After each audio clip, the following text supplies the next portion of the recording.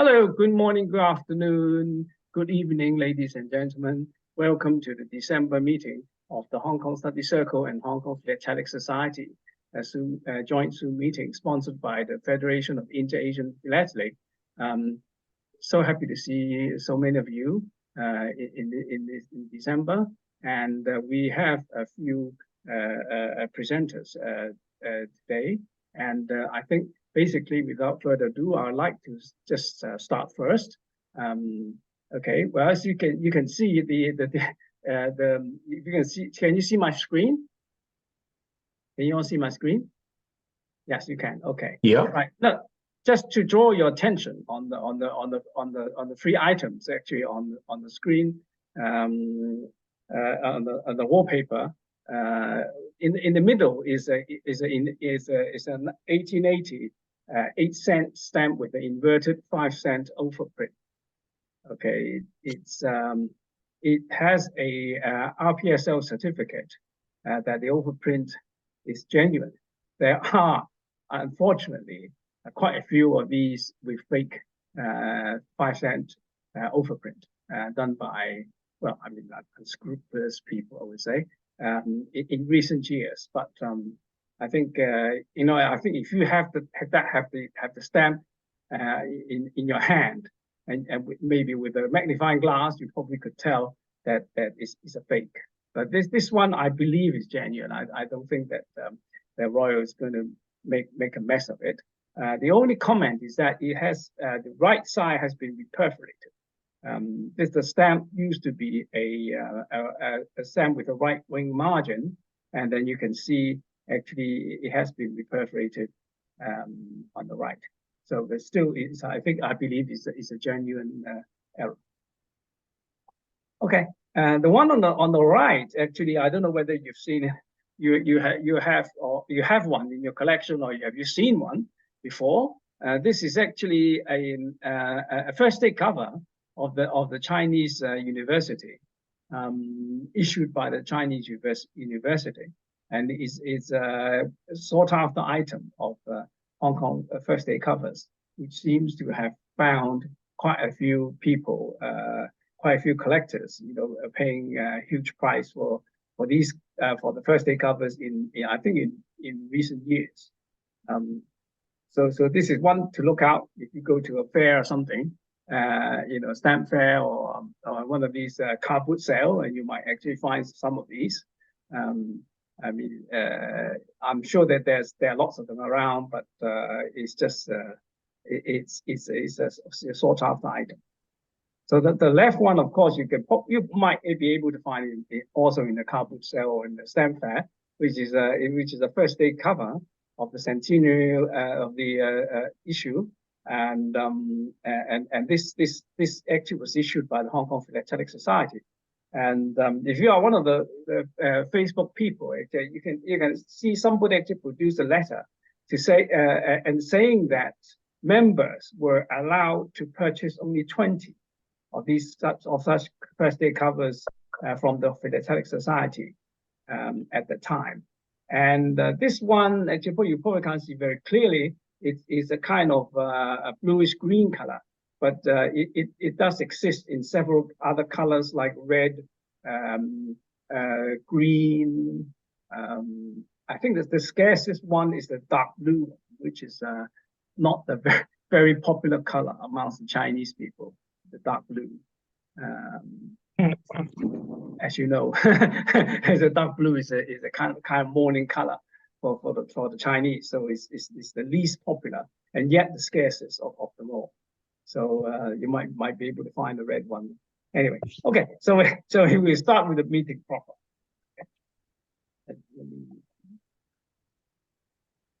Okay, right. Talk about interesting topics. Okay, and the first item is actually a pair of North China Herald newspaper wrapper. The North China Herald, as you all know, it's a newspaper published in Shanghai in around the 1950s, and then you can see that on the it was a great pity. It's only the so-called the wrapper band of the newspaper. But both of them was actually sending to London. It's actually printed a wrapper from a subscriber, most likely, and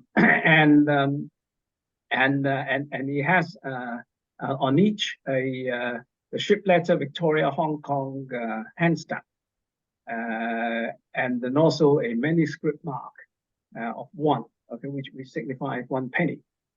The interesting thing is why 1 with a 1 crossed out.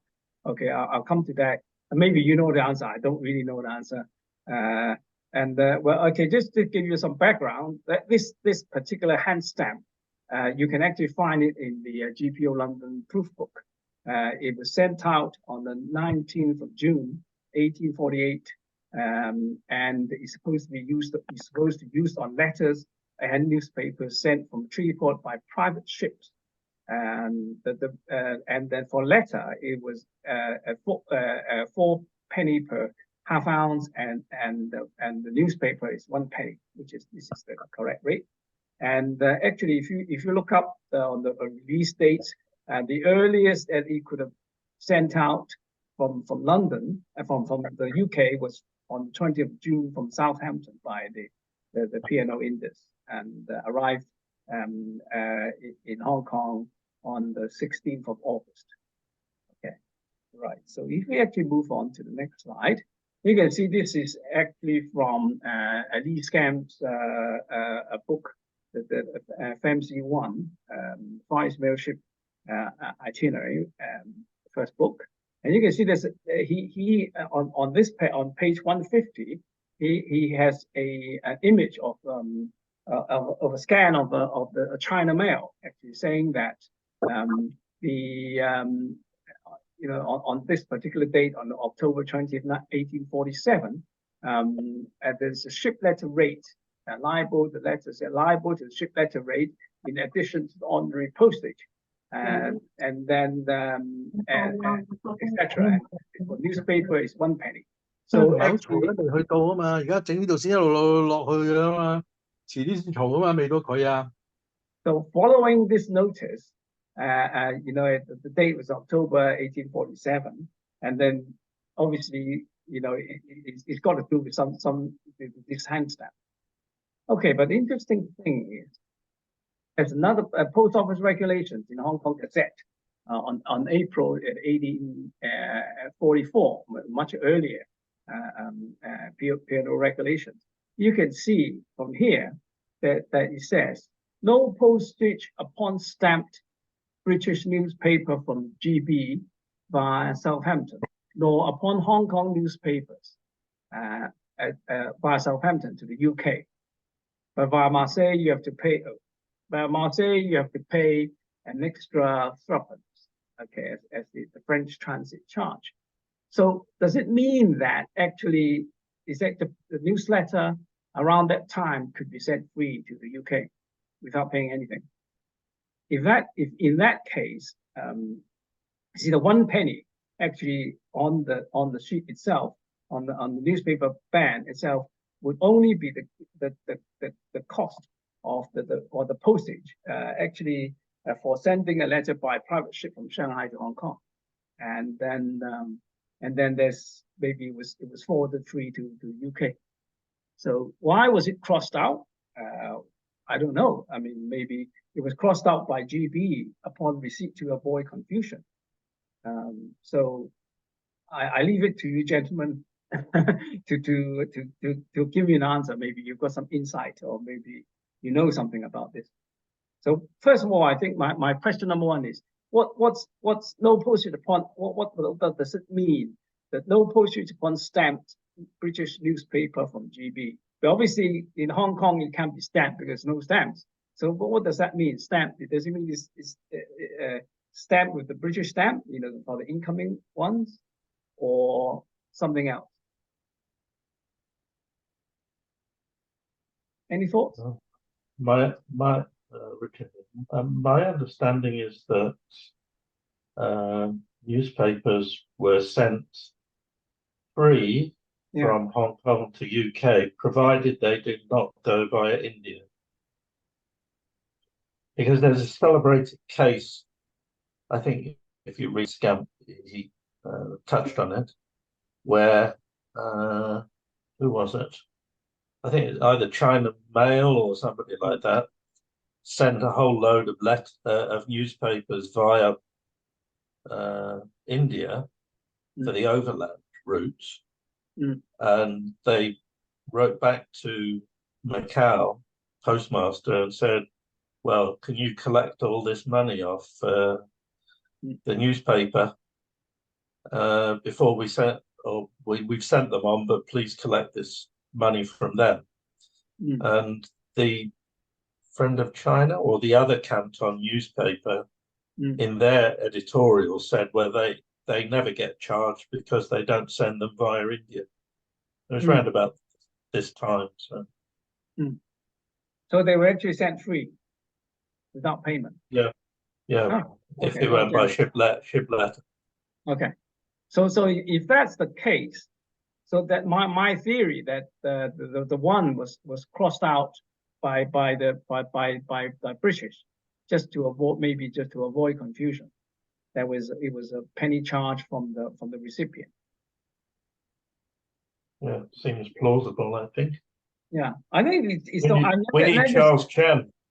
No, where's Charles Chen? He doesn't know because he hasn't got one. Or he's got some of these, but they're all with a rate charge on it. Without this is I think it's the only one with the one crossed out. So he doesn't know. I never saw it. Yeah, I actually discussed with him, and he was actually surprised that you could actually send it free to the UK without any payment. So he was surprised because according to this notice later on, you have to set additional 1 penny in additional to the ordinary postage. So you are supposed to actually pay a postage to send it to the UK. So it should be tuppence instead of 1 penny. Andrew? I also recall that there was some piece in one of the newspapers that to their saying that if to avoid the 1 penny or the charge, then the way to do it. Oh no, that was for the overland one. To send stuff via an agent in Hong Kong. Yeah. Andrew, is there any marking on the back of these No. mailers? No. Because the one I have does have the 1 not crossed out. Yeah. And on the back there's a receiver marking in Hong Kong. I don't have it in front of me. It's 1850s. Yes, I know. Charles Chan has one too with receipt with arrival date stamp on the back. Now these don't have anything. It could have been. Is yours earlier or later? Well, there's no date on it, so you can't really tell whether they're early or later. Yeah, but surely because of the Victoria ship letter Victoria hand stamp, they must have. It must have been after the arrival, which is maybe the North China Herald was only published in kind of 1850, so it must be around around that period. Yeah. So and it's from the same correspondence. Yeah, that's right. Maybe there maybe 10, 15. It's quite a few of these around. But have you ever seen one with a newspaper? Or they're just all bands, right? They're all just newspaper, just they call it a band, right? Wrapped around the newspaper. Yeah. It would be great if one would be found with the contents, but I've never seen one or heard of one.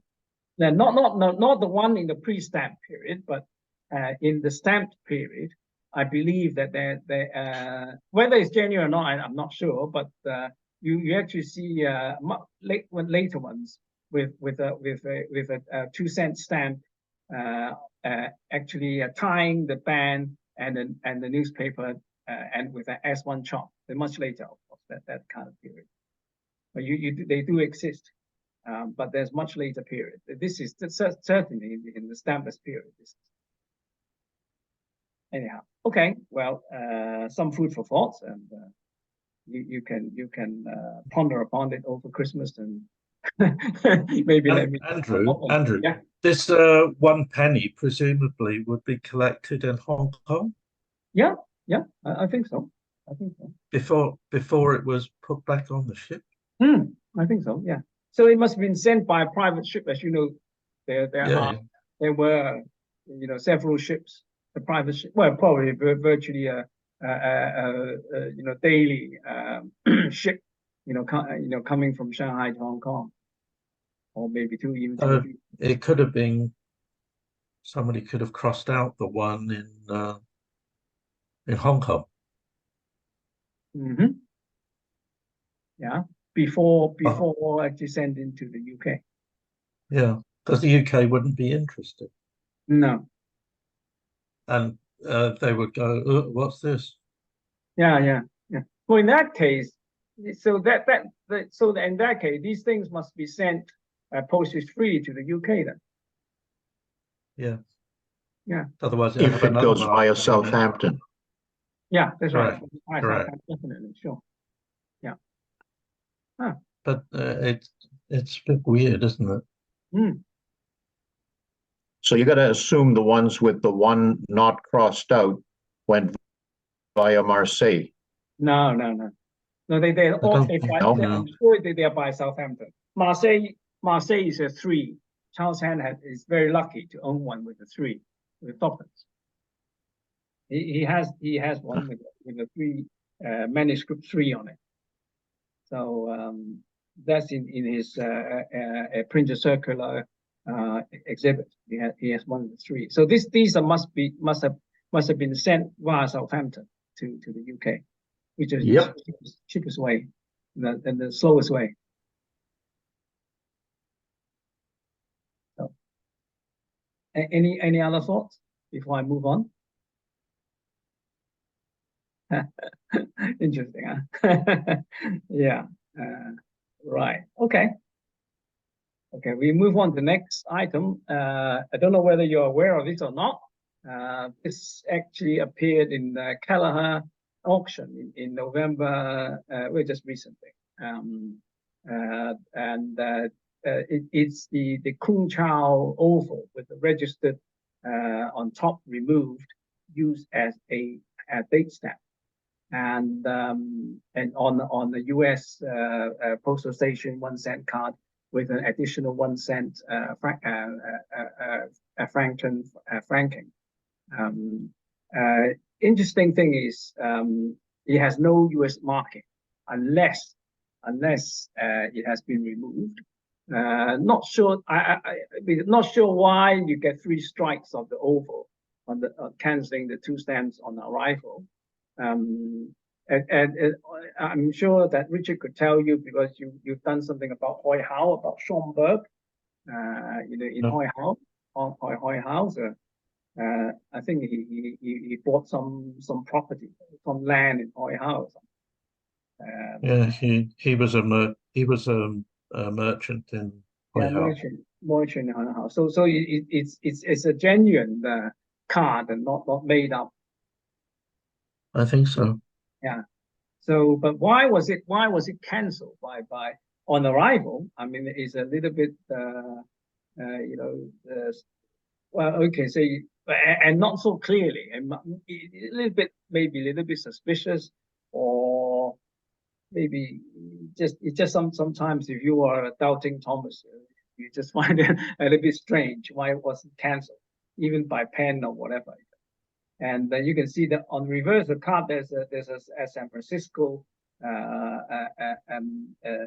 a date stamp, and no, it's actually not. It's not San Francisco. It's written in San Francisco on 20th of January 1885. Yeah. It has a Hong Kong CDS transit of the February 27, 1885, and it probably went by Trans-Pacific ships, right?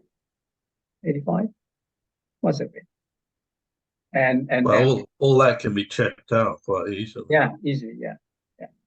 Okay, so he has this Kiungchow. So actually, this item has a certificate, and it's surprisingly actually submitted by who else? Richard C.K. Chen, and signed by dear old Patrick Pearson himself. But Patrick actually got the date wrong. It should have been 2nd of March, and he misread it as 4th of March here. And somebody actually penciled it and put a 2 there.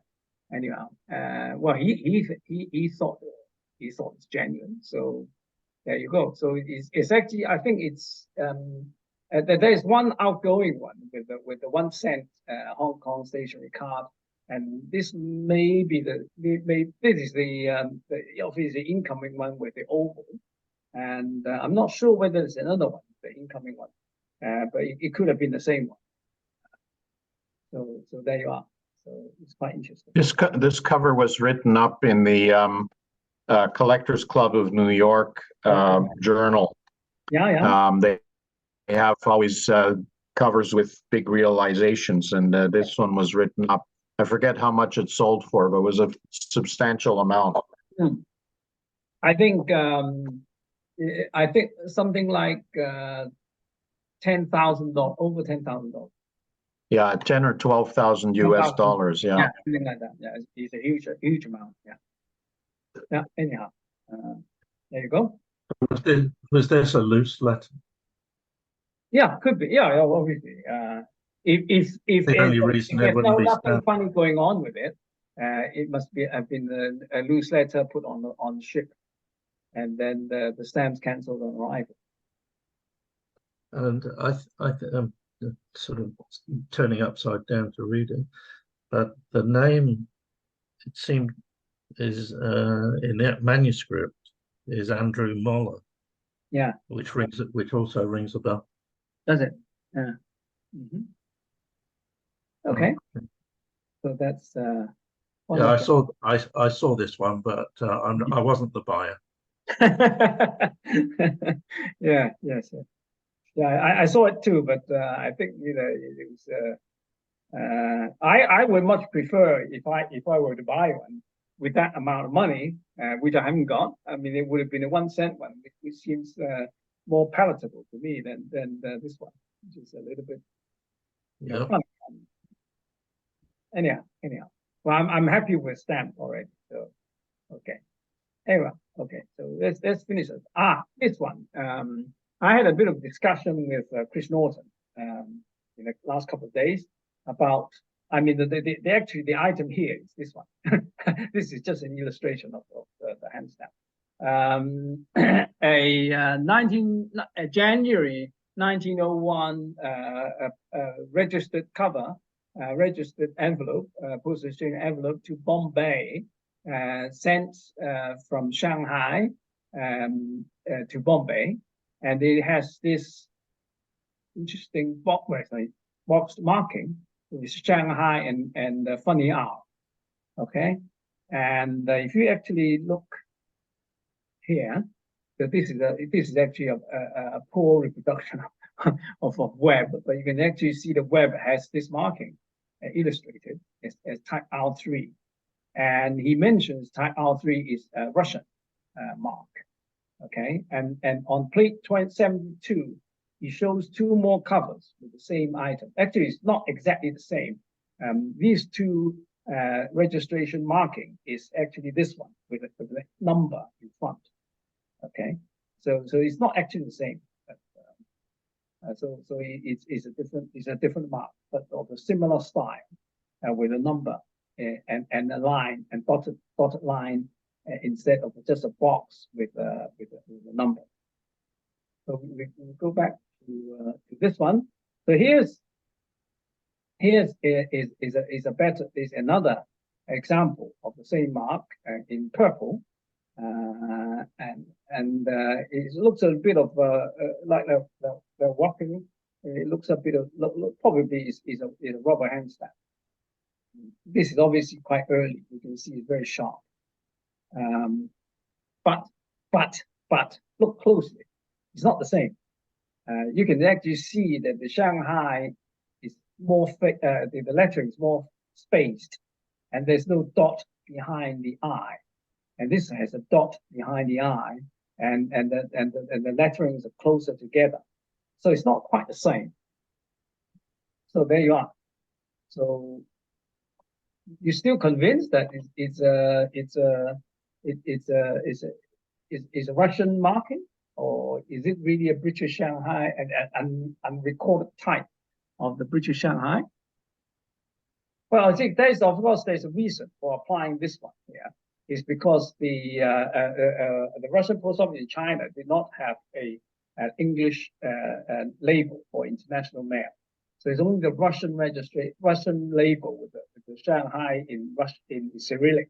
So they needed something actually to show to the exchange offices with the English type of box marking. Later on, they actually printed a label in English and French as well, and then they actually stick the English label over the Russian label.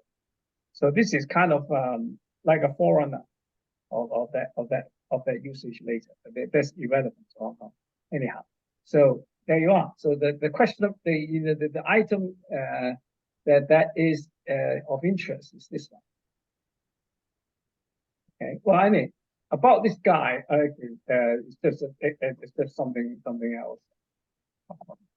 Yeah. When I actually show this item on Facebook, and you know who Mark Bailey is, the IT chairman of the RPSL, and he actually did a bit of research on this guy called Albert Robson Burhill. Okay.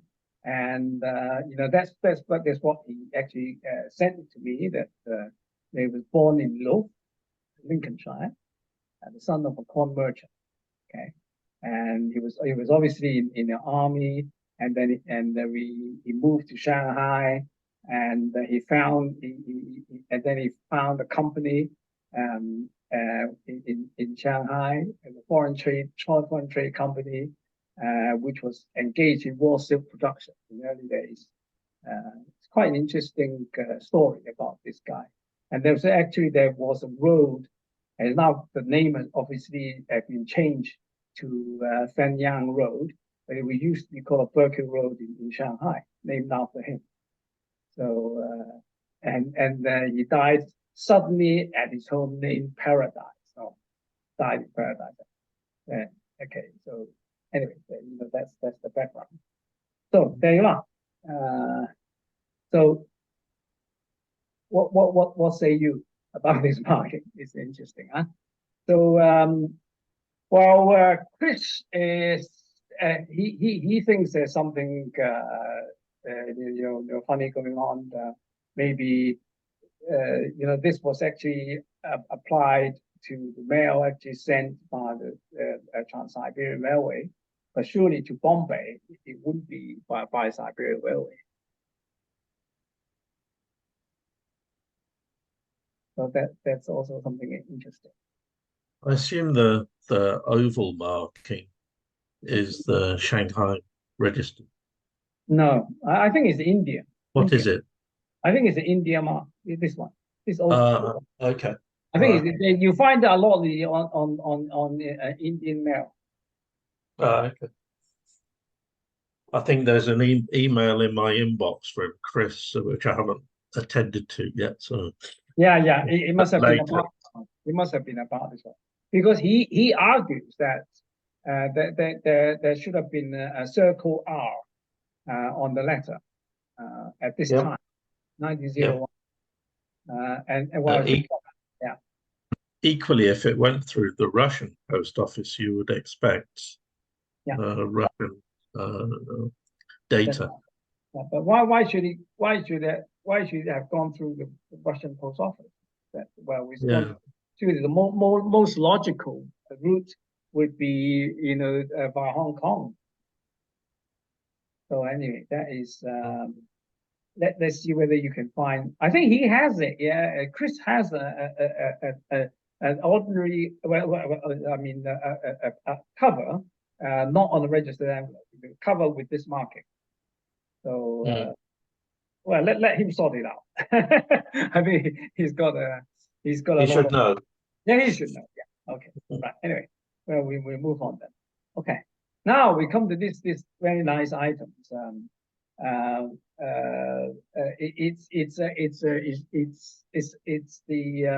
It's actually cover from Shanghai to Finland, which at that time in 1867 it was a part of Russia,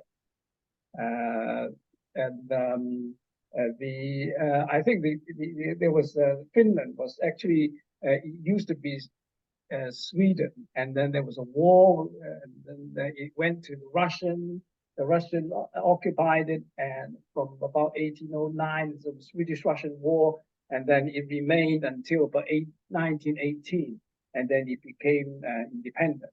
So at this time, this 1867, it was actually a part of Russia itself. So it's actually is the westernmost territory of Russia. Okay, so this cover is very interesting because it has 46 cents worth of postage stamps on the letter. The letter actually has been recorded by Richard Whittington. What he doesn't say is this actually 12 cents is a no watermark, is the first issue, whereas the other two, of course, has a watermark CC. Now, but the thing is, if you look at here, actually the rate mark is 1 shilling 7. It's a bit hard to see because it overstamped the PD and PP. It's actually this is actually a 1 7. So 1 7 is the same, is 38 cents.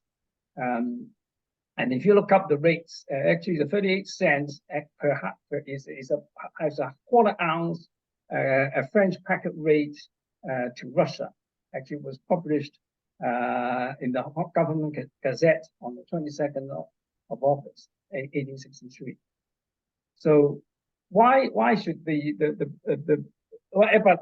the actually interesting, the letter actually didn't go by the French packet; it went by a British packet. Which if it was sent via Southampton, the rate would be different. Obviously, this is by Marseille.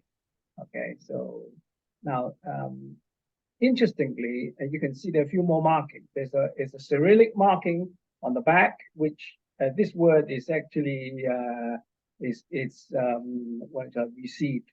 Okay, Cyrillic. Polishenko, something like that. And the bottom one is Vesha. Vesha is evening, received in evening. So I have a bit of struggle because I mean if you look at the postal routes to Finland, obviously it went by Germany. Okay, so from Marseille went up to Aachen. Yeah, it's Aachen transit, and then it went up to the north of Germany. So you could have gone through a place called Stralsund, okay, which is like the North Hamburg, okay, and which is like a Baltic Sea coast, which there were ships actually from there to Sweden and probably to Finland as well, and it could have gone to Riga, of course. Okay, Riga is in Latvia nowadays. It is a big seaport there. Or, of course, it could have gone to St. Petersburg.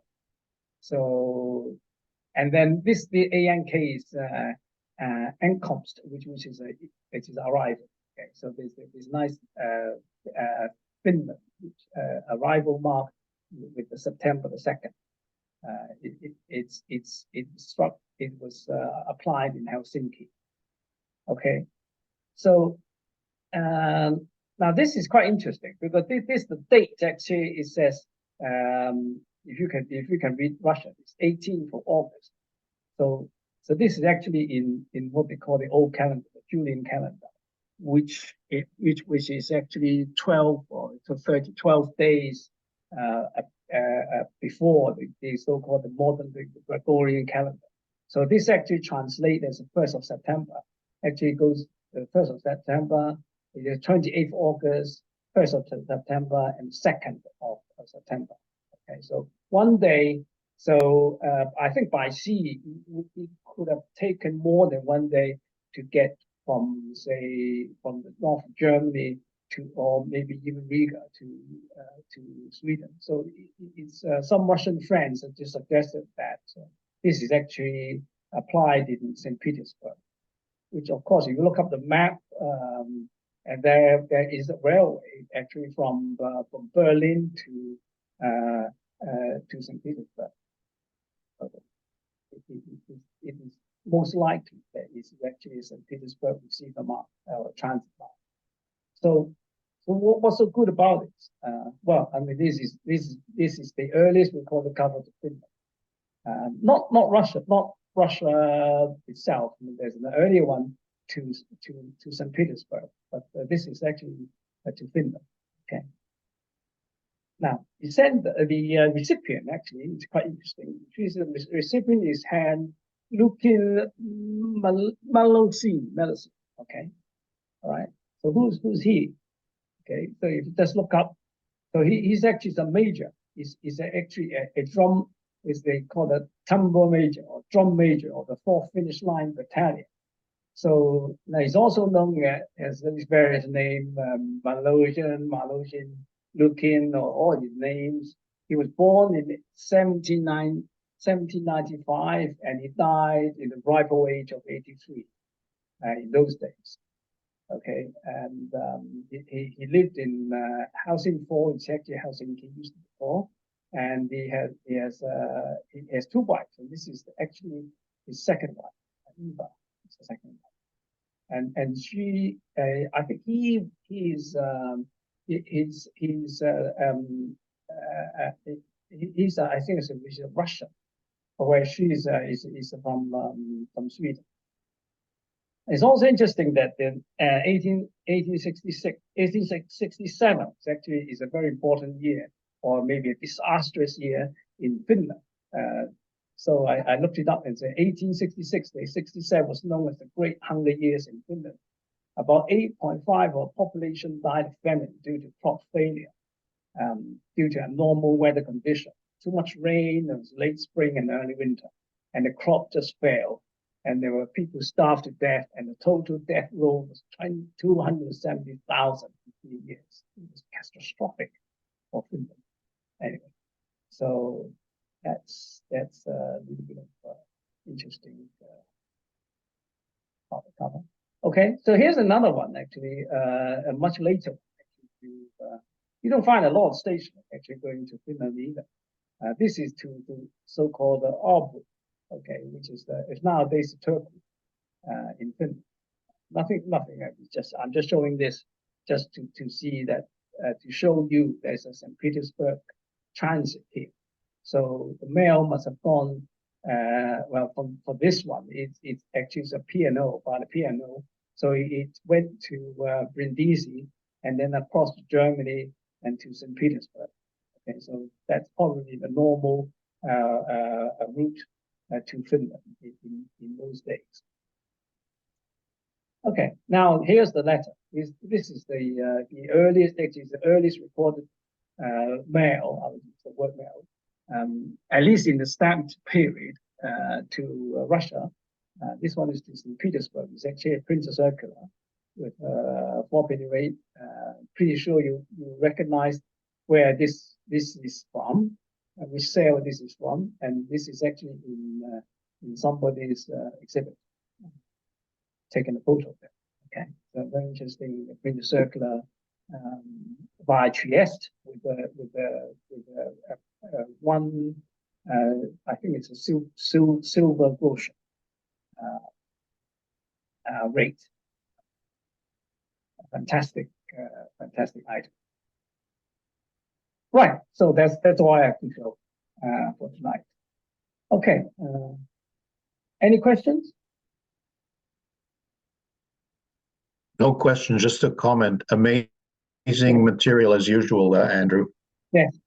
Well, unfortunately, not all of them are mine. I would like to discover very much. I've been, I actually spotted this item over 20 years ago.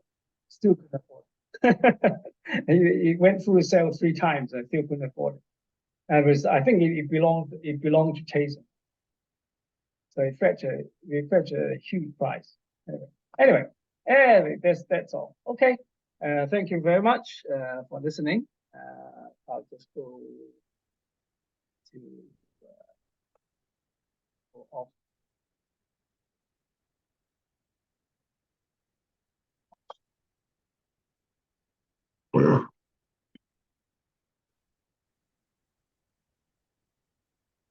Right. Okay. I seem to be stuck in this mode.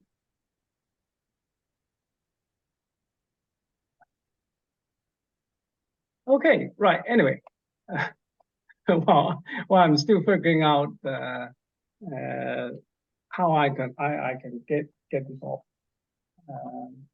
So I think some of you, maybe Richard, you like to stop there.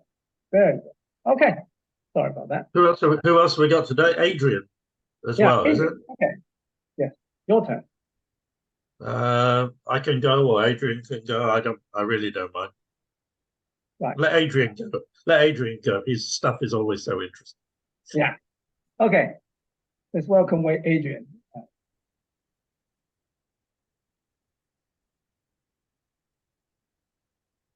You are on mute.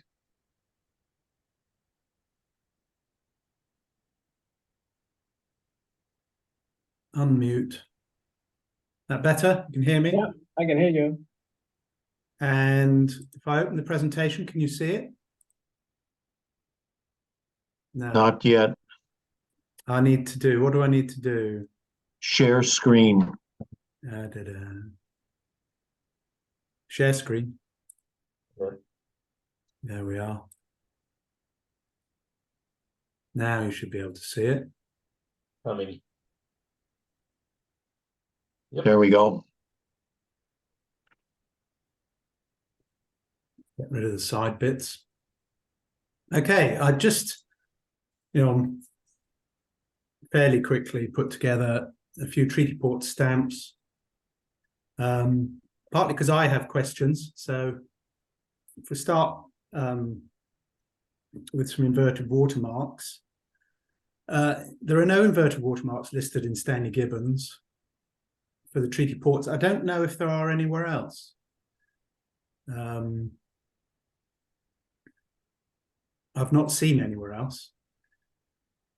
So here's 3 of them, 2 from Shanghai.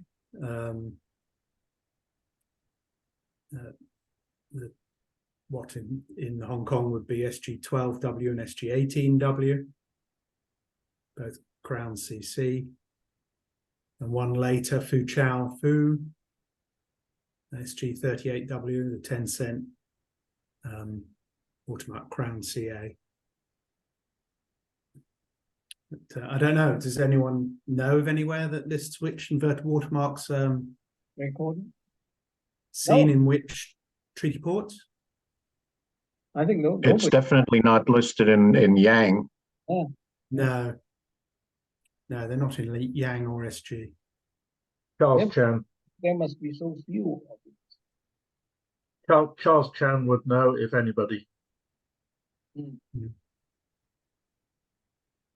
But that's really interesting to see the reverse or the inverted watermarks, and for them to be shown to be from Shanghai in this case, and one from Fuchao.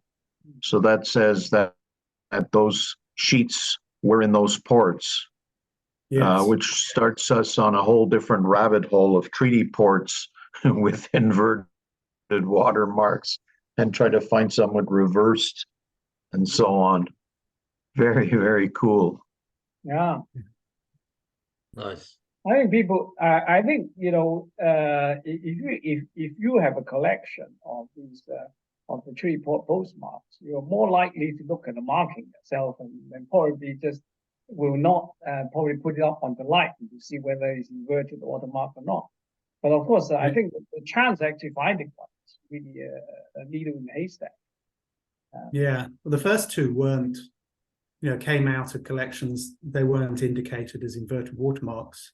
Yeah. The middle one, I got quite a surprise when I found it was inverted. Yeah, you probably consider. I would consider it's a lucky find if you didn't actually pay an arm and leg. The Kiungchow one I bought as such as inverted. But, so the I seller. didn't pay any premium for it actually. Yeah. Okay. Fair enough. I think it must be very, very, very, very scarce. So next I've got some early dates. Mm-hmm. So it's not a particularly distinct April the 5th on a Hankow web type D2 postmark, just a few days earlier than Schoenfeld. Mm-hmm. Canton inverted B on a web type D3. That's a whole month and 4 days earlier than Schoenfeld's earliest date. Mm-hmm. And finally, something I got quite recently, a Way Highway, what I call the HKSC type I, because Proud devoted a page to this postmark, but Webb Webb doesn't mention it. No. And Schoenfeld does mention it. No. This is a couple of days earlier than the HKSC article. Mm-hmm. July the 3rd instead of July the 5th. Again, I've not bought these as early dates. It's only when I've come to look at them more closely I've realised, oh, hold on a minute, this is earlier than stated elsewhere. Mm. Very nice. Next, I've got a few index letter variations. Yeah. This first one I put STC, or subject to confirmation. Index B was not yet recorded by Schoenfeld for web type G. Mm. So he lists it, but it says no one's seen it. Mm-hmm. The B is definitely 0.5 millimeter larger than type F, which I've put a type F below. Yeah. Got several type F index Bs. They're all 0.5 centimeter smaller. Mm-hmm. Sorry, 0.5 millimeter smaller.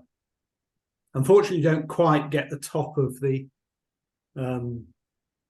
circle on this stamp, but if you measure it to other places, it is a millimeter closer to the top. The top of the B is a millimeter closer to the top, which would make it web type G. So yeah, a possible index B for type G of Swatow, not previously recorded. The second one I got just the other day as a surprise. Again, I bought a collection for one particular stamp.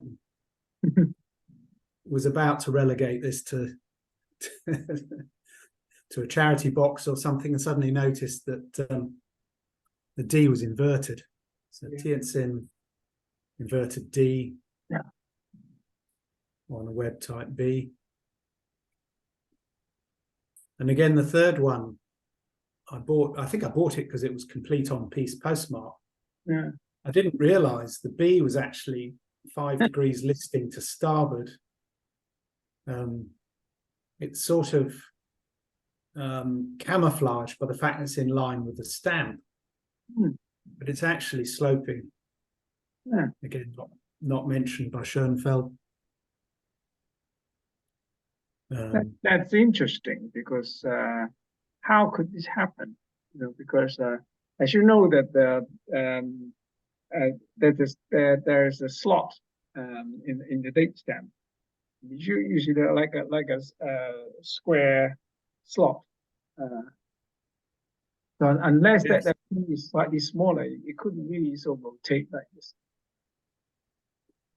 Yeah, it could be. Yeah, I suppose it could be a slightly smaller B. I'll have to change. I haven't actually measured it to the other. It got a bit loose, so that's why. B's, but yeah, it looks like it's got a little bit loose.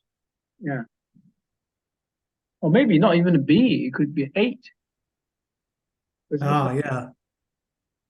No, I think it is a B, Yeah. but that's an interesting thought. Hold that. Yeah, they put a B. They put a letter 8. That's why it's smaller than a B, and that's Oh, why. there could be a number 8. Yeah. Yeah, take a look at look at it in magnifying glass and see. Yes.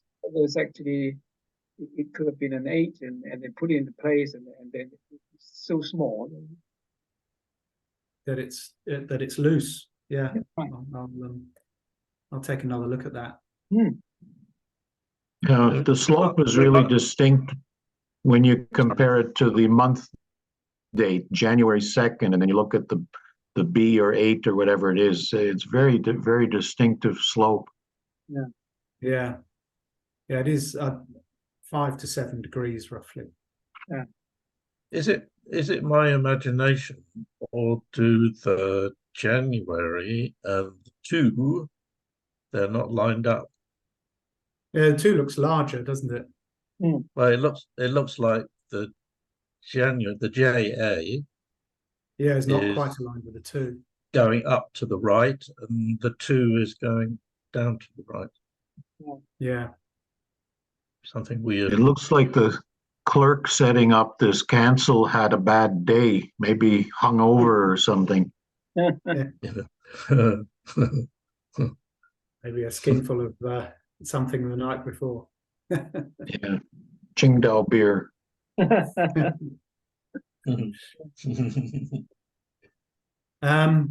Finally, this left-hand stamp I was just about to throw out because it's terribly damaged. Yeah. And then I noticed the year date looks like an E instead of an 8. I think it should be 87. Yeah. But it looks like an E. Yeah. So it looks like someone may have put an E in instead of an 8. Again, not something I've seen in Schoenfeld. Yeah. And then I suit you finally, Adrian, because I think nowadays in the modern days, the the year slug is actually together. You get two year the year slug together. But in those days, actually, they were made up 2 characters.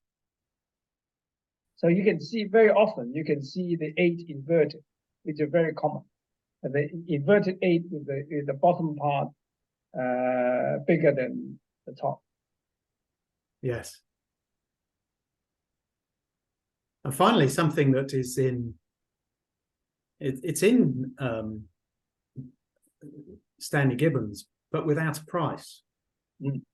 And it's a stamp that was issued nearly 2 decades before the post office opened in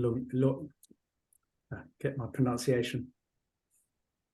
Kiungchow. Hope that's not too bad. Yeah, but it is listed in Gibbons. They must have been given some old stock to open the post office with. I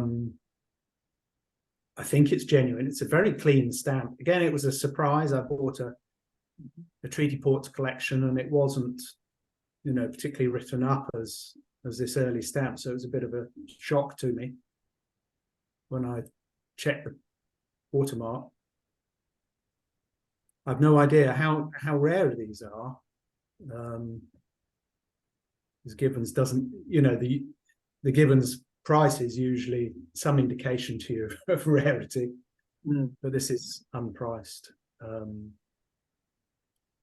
I've had a look at the detail, the very close detail of the lettering and how close the N of November is to the L there, and seems on inspection to be genuine. The N really was that close. It is on other stamps. So yeah, I don't know how many are recorded or if anyone knows. And that was it. Just okay, thank you. 10 or 11 odd treaty port finds. Yeah. Very nice. Nice. Very good. Good. Thank you, Adrian. Thank you. How do I unshare or do? You stop screen sharing. In the same place where you share the screen, it'll have stop screen share in red. Pause. Resume. Usually at the bottom. Stop share. Yeah, they hid that one away a bit. There we go. Thank you very much. Any comments? Yeah, do check that out with that rotated B or 8. Yes, I will. Yeah. You should see, even if it's over 8, you should see that you know it's a bit rounded. That's very interesting. Okay, fine. Next, Richard. Oh, yeah, your turn. Let's see if we can mess this up.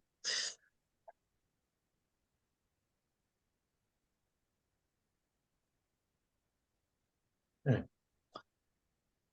Can you see that? Yeah. Yep. Okay. Let's try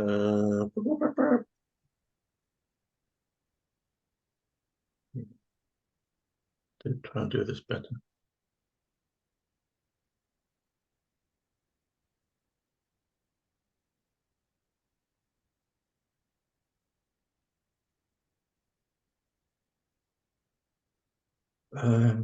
Slideshow. Yeah. So where have I gone?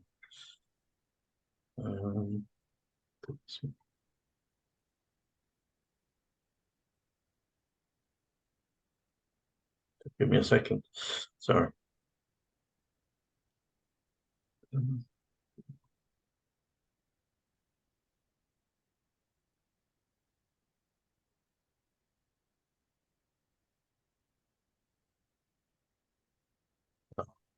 What can you see on your screen? It says show until December 2023. Okay. I can see do you see anything on the right slides side? down the side? Yeah. On the left, we see the other slides. Yeah. Okay. If you want to, Richard, if you want to get to the slideshow really easily, cursor down to the lower right of your screen. And at the bottom of, right on the bottom, there's a thing that looks like a little TV on a stand, a little icon. Yeah. Right beside the slider for percentage. Yeah. If you click on that, it'll automatically start your slideshow. Oh, I can't see that. You're right at the bottom. Cursor down on your PowerPoint. Just cursor down to the bottom right. Yeah. There's a little thing that looks like a TV on a stand. That's right. It's by the minus. You know, there's plus and minus. I see it on my screen here, so you must have it. Yeah. Oh, they're better than me. Oh, goodness.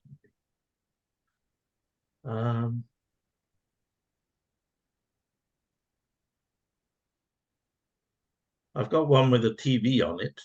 Yeah, you press that. Yeah, click on that. One.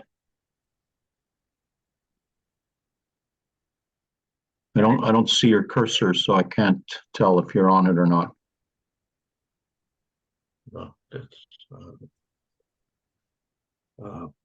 it sometimes takes a couple of seconds to start. Are you down at the lower right of the screen? on my screen. It's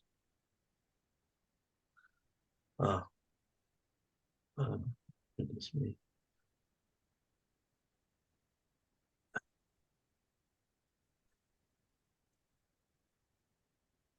Okay, should we just do it like this?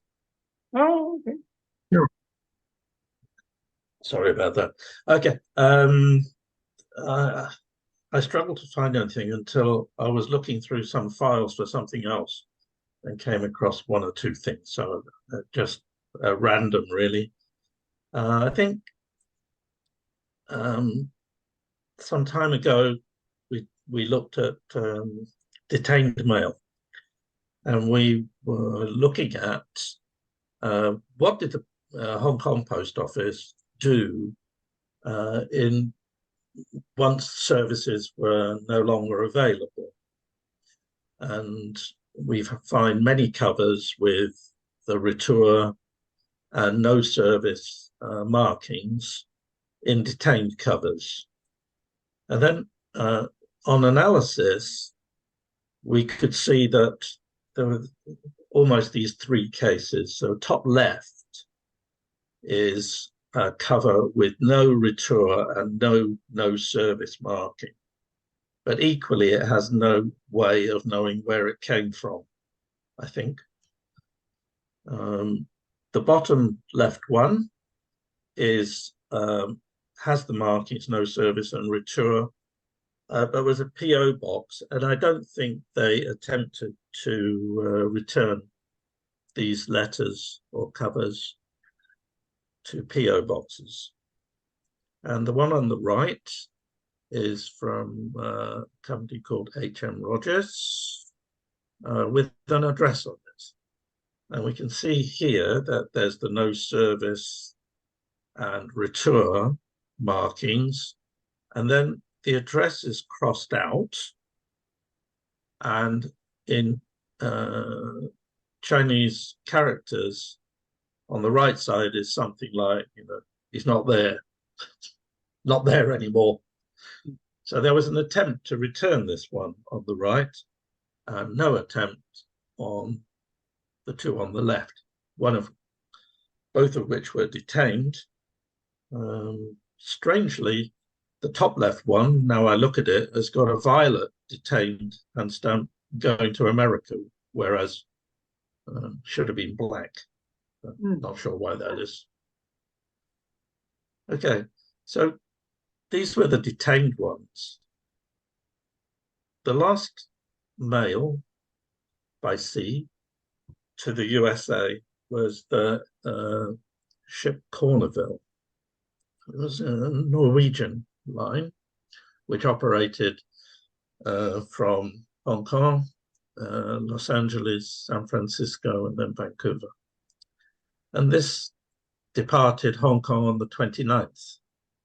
And here you can see two covers that went by that ship. There are many, they're not that uncommon.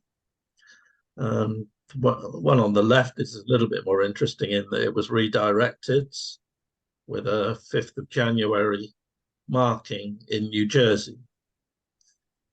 So for that to have got there by then it would have been sent onward from Los Angeles and not San Francisco. So the first port of call, then they would have railroaded it to New York. The one on the right side is a late one, so they were still accepting mail in the afternoon of the 28th, this 3 p.m. at the GPO.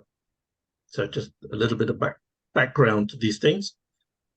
And then the next slide is Kelly and Walsh one. Again, this is a PO box, so it doesn't seem like there was any attempt to return this. And it was detained. But this cover was just after, was lunchtime on the 29th. So by that time, the mail had closed and the vessel was either on its way or just about to leave. So that's Richard, the sort of background to the last mails. Yes. Yeah, on the first slide, the lower cover is also, I think, a November 29th date. Is it 29th or 28th? Yeah, 29th. Oh, yes, 2 p.m. 29th, yeah, okay. 29th, so that one is 2 p.m., so that's even later. Yeah, a little bit after the... So that just missed it. Yeah, exactly. So they must have closed. Well, I'm guessing that the mail closed either first thing on the 29th or on the 28th. So coming back to this one. So this is the earliest one that I've seen that didn't make it. But if anyone's got any others, it'd be fantastic to know. So what's the point of all of this? Well, let's see. So here's one to Loxley and Company cover, dated the 5th of December And this cover does not have a detained hand stamp. It has the no service and retour, and the address of Loxley would have been well known. So, and it was also censored. So this cover, was it returned? So it's the only one I've ever seen with a no service and retour that seems to have been given back to the sender. So I put it out there. Anyone got any others? So that's the very interesting first item. Just if I could ask, it seems to have not opened by censor hand stamp, and it's been opened by the censor. So yes, does that reflect it being returned, do you think? I doubt it. I think it's more likely that someone stamped it not opened, and then someone decided I'm opening it, because it looks like the purple hand stamp, the not opened, is under the label. But it's quite difficult to say with your hand on your heart that that's correct, but it looks like it. Yeah. Very interesting cover. I've been looking at these for ages, and this is the only one I've seen. But doubtless, because it always struck me that there's so many of these no service retours with Detained that surely some of them must have been delivered back. I suppose those that were delivered back are probably less likely to have survived. Absolutely. Yeah, exactly. So it's a bit. So I thought this was quite interesting, and I just sort of floated out there. Well, if anything, it's a super late date for a non-detained cover. Yeah, it's by far the latest, I think. Yeah. For this route, yes, absolutely.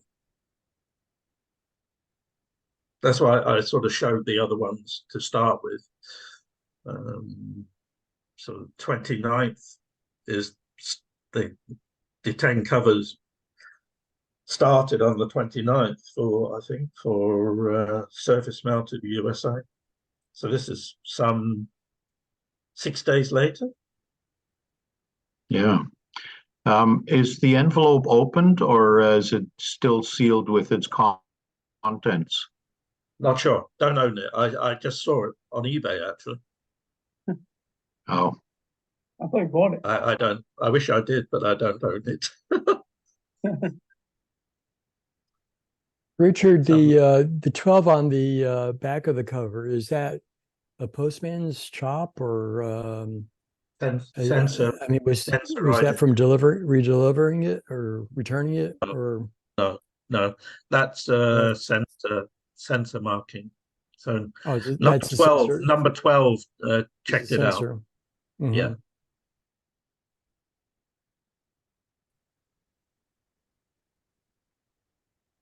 But it's an interesting point, because I've never, for the Detained covers that I've seen that look as though there was an attempt to return them, I don't think I've ever seen a postman beat marking. And there's many of them. Interesting point.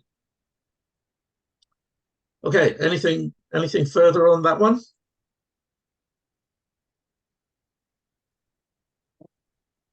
Okay, let's move on to number 2.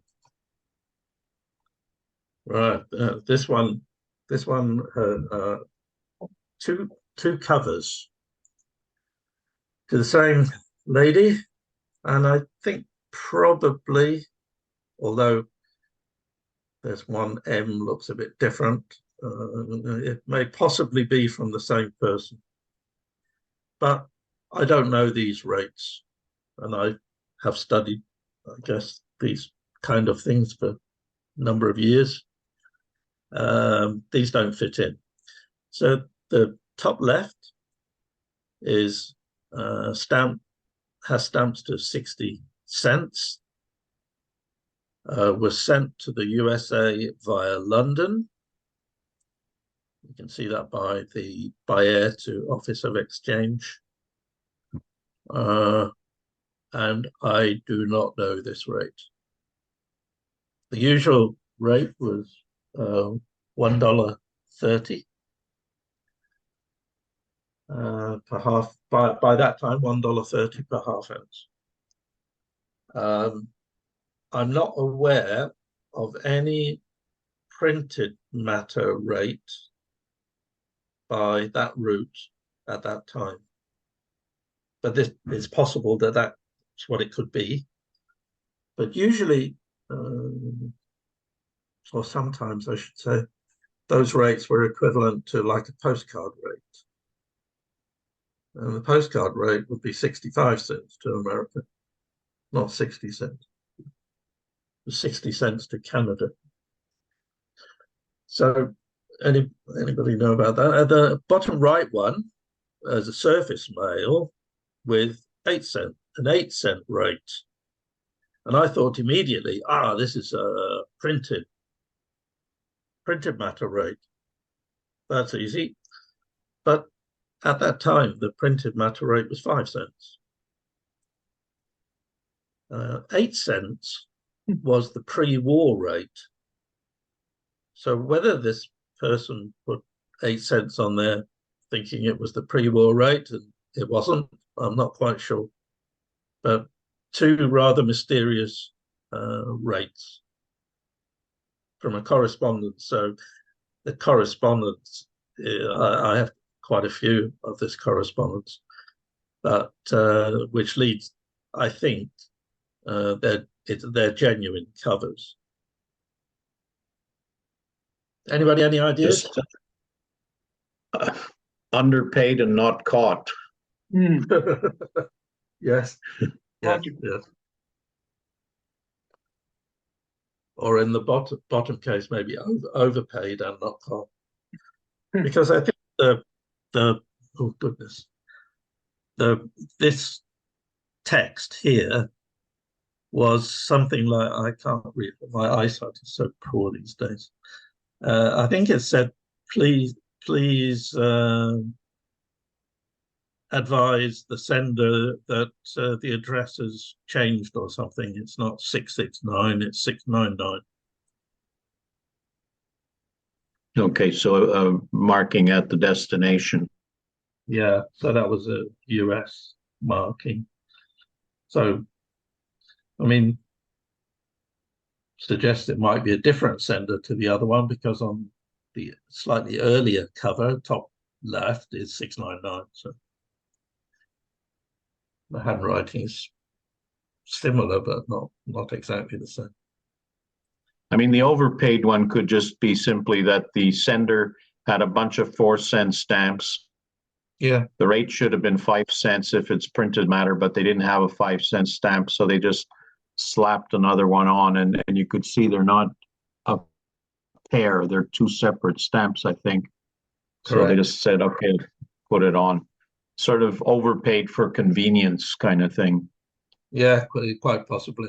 I mean, it could be that or what, as I suggested, that he thought it was 8 cents because that was the rate pre-war or something. I'm really not sure, Yeah, I agree with you. Yeah. I'm looking at dates on the 8 cents cover, and I can't read the year as 47. Are you sure that's 47? It's difficult to tell on the screen, of course. Yeah, it's 47.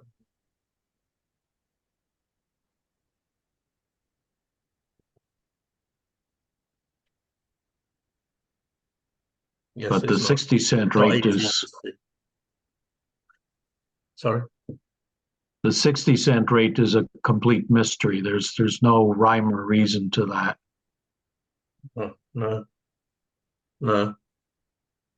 But I haven't, to be honest, I haven't really checked it thoroughly. I just saw it and thought, oh, that's interesting. But at that period, they were starting to use printed matter rates by airmail. So, and this guy, quite a number of the things that were being sent, he sent them as printed matter to this lady. So anyway, I'll check it out further, but I just thought, oh, it's interesting. Stick it out there. Shall we move on? Yeah, we could do a whole session on mystery rates. I have 3 or 4 covers where the rates absolutely don't make sense, and you just dealers have told me if you study rates a lot, you're going to find about a certain percentage of covers that are just wrong, and you just say, okay, this is the 60-cent rate of 1947 to the USA, but there's no authority for it. It's just we don't know it all. Absolutely agree. Okay, moving on to the next one. This is a fairly straightforward cover sent by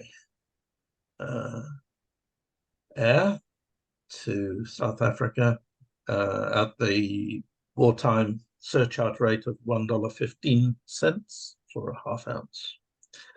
Why did I put this in? I thought this cover is interesting in that it sort of explains, at least for this cover, how it was dealt with by the post office and the censor.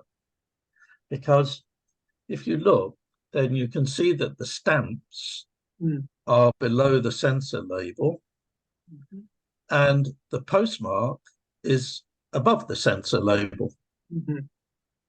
So therefore, this cover had the stamps put on it, presumably by the censor, and handed into the post office or put in the post office box. And it then went to the censor, who opened it and sealed it, and it then went back to the post office counter or back room where it was stamped.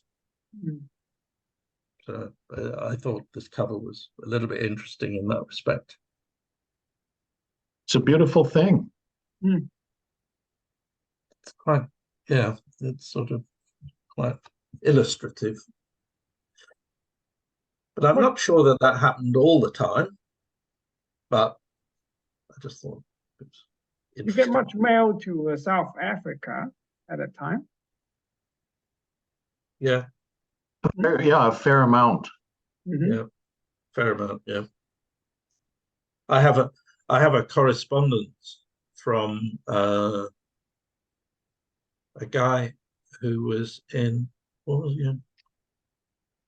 He was a naval guy to his wife, who had left Hong Kong to go back to South Africa in 1941, and she was a doctor.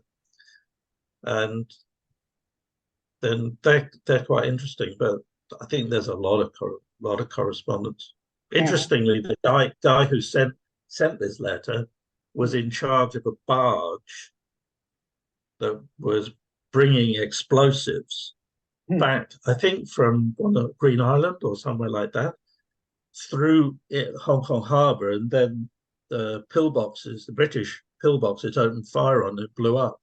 Blew it up. So that was the end of him. Okay. The next one is a bit of an explanation. So shame. Charles Chan is not here.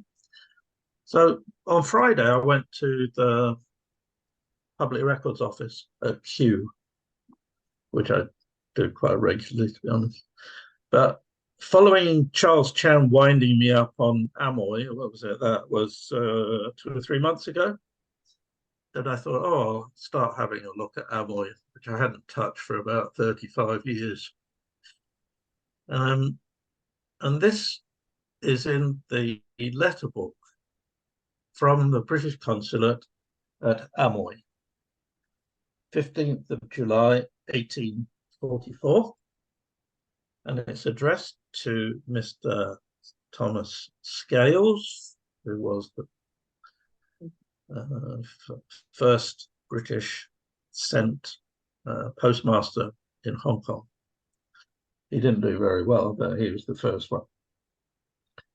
And this is the earliest record, as far as I could ascertain, of records of postage taken by the British consulate at Amoy. And from my memory, then the Auditor General made some kind of recommendation in April 1844 that this should take place, and this is the first one. Excuse me.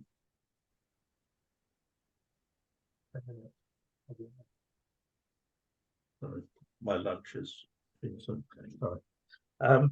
That as a follow-up to this, though, I mean, it's not a huge amount of money, was that the Auditor General queried this because the amount that's shown here, the £3.11 and 9.5 pence, was different from the amount that Mr. Scales had on his records.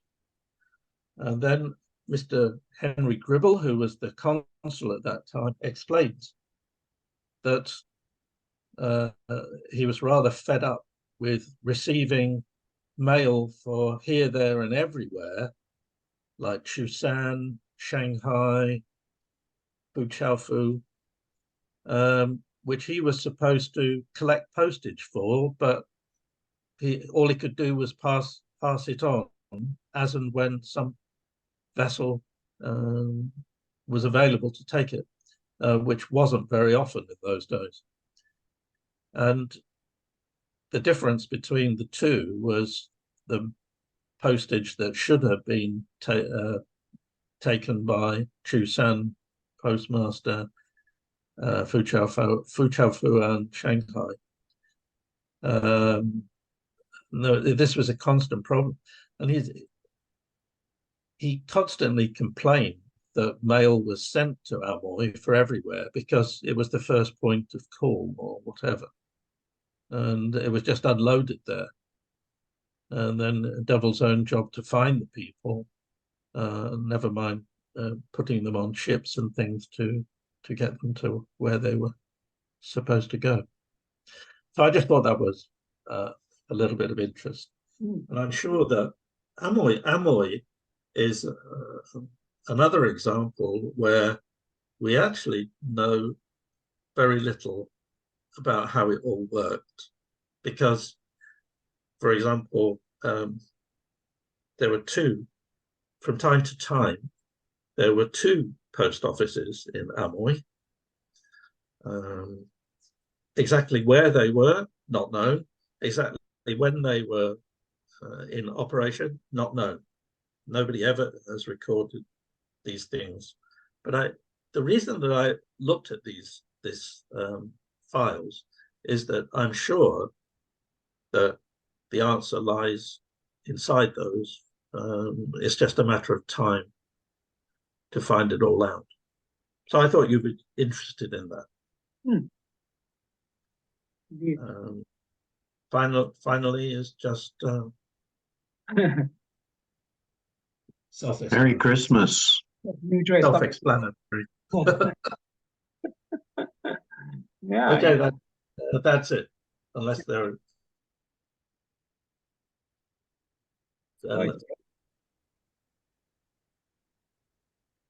I'll stop sharing now. Right, good. Thank you. Pleasure. Yeah. Thank you very much, Richard, Adrian. Anybody else got anything to say? Yes, Andrew, if I may take a few minutes. A few years ago, I decided to, well, everyone, I guess, knows this book, which is Far East Marking by Self. Yeah. And inside, there is all kind of markings like that. And you find those markings mostly line N on Hong Kong stamp. So I decided to illustrate those markings on line N. And one thing leading to another one, I decided to illustrate all those markings on cover, on stamps, on Hong Kong stamp or related mail that had been through Hong Kong or through messagerie maritime ships that call on Hong Kong. And of course, I didn't realize that it was a massive undertaking. And in 2020, I had uploaded on the Hong Kong Study Circle website the appendix, which was all the messagerie maritime ship that call on Hong Kong on postcard. So it was only the image of the postcard and the ship, but it was the appendix. Now I am finished with the study itself that I am going to send to Frank Young to upload on the Hong Kong Study Circle website. But that's not my purpose. I don't want to advertise that. There are very few people who would be interested anyway. My purpose is to tell you that now it is possible to have your, whatever you wrote, published very cheaply and on one book. In other words, so far, if you want to publish a book, you had to go through a publisher and you had to order it in quantity. However, today, you can go on Amazon.com, upload your document, and order one or order two. So that's extremely convenient if you want to keep track of what you did. And most of you have studied on a subject and you would like to have it not published, but printed. And you can have it printed cheaper than make the cost of photocopy on hardcover. For instance, I had this exhibit, which I did a few years ago, which I did on a book. And it's pretty simple to do. You scan your page, the page of your exhibit, you copy, you paste them on Excel, not Excel, sorry, Word file. Then you transform this Word file on PDF. You upload it on Amazon.com, and they print it. Well, they don't print it. You order one, it is printed. And if you want to sell it, you set a price, and you may or may not sell it. And usually you don't sell it because it's so specific, but it does not matter. And I print some book for my grandchildren, so they knew a few things about me. And I publish it on Amazon, but I don't want it to sell it because that would not interest anymore. So I set a very high price and no one is going to buy it. So, but when I want to buy it, I buy it at cost and it's very, very cheap. So anyway, all this speech to tell you, if you want to publish for everyone or for only yourself, you can go to Amazon KDP. And if you want some more information, send me an email and I will lead you through, because the first time it took me a lot of time, but now it's very, very easy to do it. It's repetitive, it's very simple.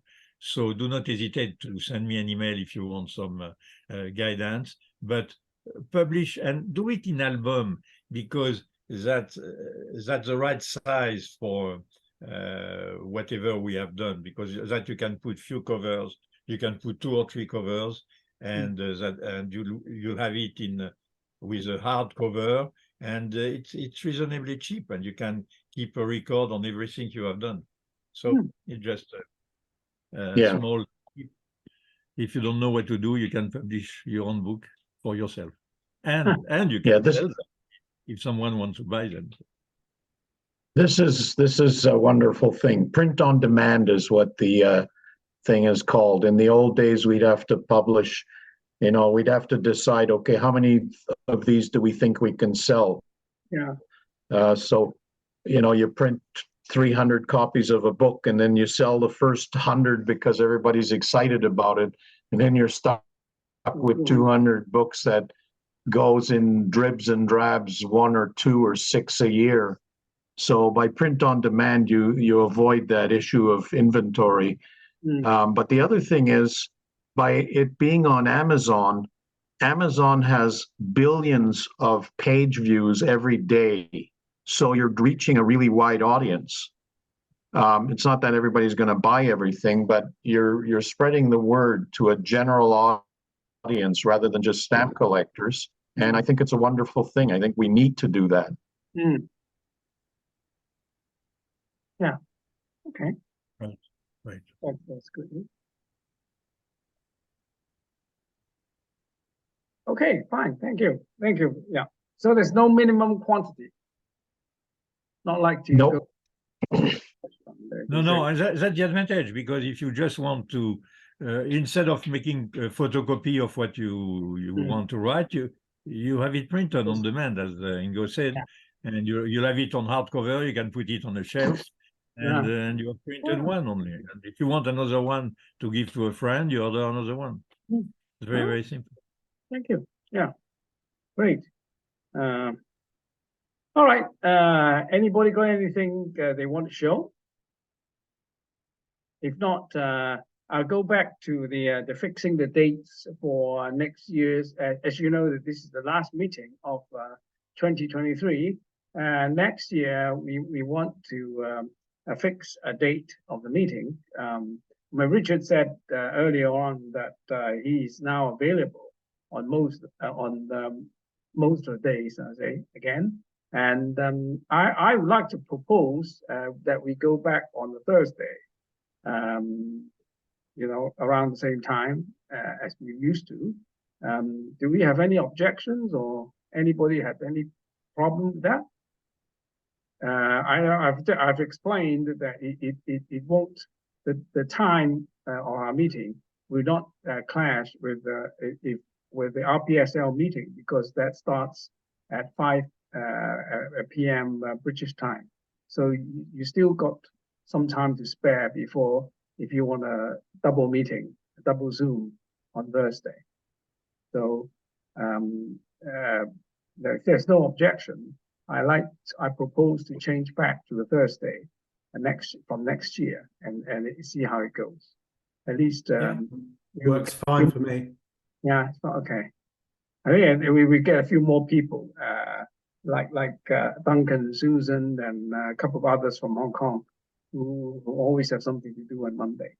So okay, so is that okay? If it's okay, I'll move back to the third week of January. I haven't actually fixed the date, but I'll discuss with FIAP to see whether it is all right. Oh, by the way, I see Dr. Pakov, the president of FIAP and FIP, is with us. So I'd like to congratulate on Dr. Pakov for being elected FIAP president again at Bangkok. And would you like to say a few words, Dr. Pakov? Yes, good evening, everyone. And thank you, Dr. Andrew. And thank you, Richard and Adrian, for your presentation.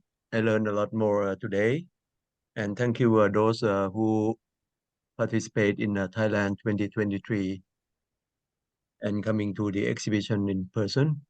It just ended. And Dr. Andrew, you are serving as the jury, right? Yeah. Yes, and thank you, Dr. Andrew, for conducting the first Continental Jewelry Academy in Bangkok. Thank you. Thank you. Yeah. And thank you, everyone, for this wonderful show and sharing. And hope that you can continue on for some times so that people can learn more. I actually have a few comments to say what I actually did in Bangkok. I actually judged the so-called modern philately, which is well, I mean, for this show, it started from about 1980s, from the 1980s to modern times. But maybe in future, I mean, you know, the definition is within the last 20, 30 years. It just depends on which show. But, you know, I've only judged it about once or twice of this modern era, because as you know that I don't collect this kind of this modern era, but actually I find it extremely interesting that the exhibits that I judged, actually I learned a lot, you know, from, you can actually do a lot of serious studies on modern philately and then modern postal histories as well as you know in the Victorian days. So I'm pleasantly surprised by the material that people could put up in the show. So I actually look forward to you guys actually, you know, maybe trying your hands on the exhibiting something more modern, at least you know, modern to me, you know, something you know after year 2000 or something. There's still quite a lot of interesting things that you can collect and study.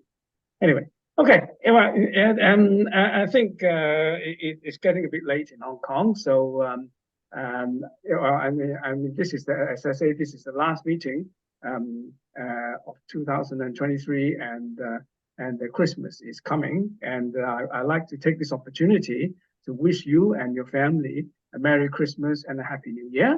And I look forward to seeing you all again in January.